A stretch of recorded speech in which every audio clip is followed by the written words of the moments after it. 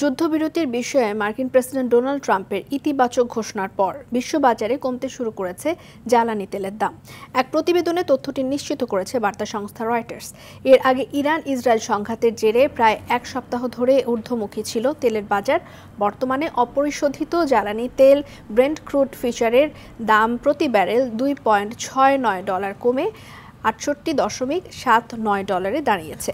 অন্যদিকে US West Texas intermediate অপরিশোধিত তেলের দাম $2.7 কমে ব্যারেল প্রতি $65.46 দাঁড়িয়েছে। ইতিবাচক ধারা বইছে বেশিরভাগ দেশের শেয়ার বাজারের সূচকেও।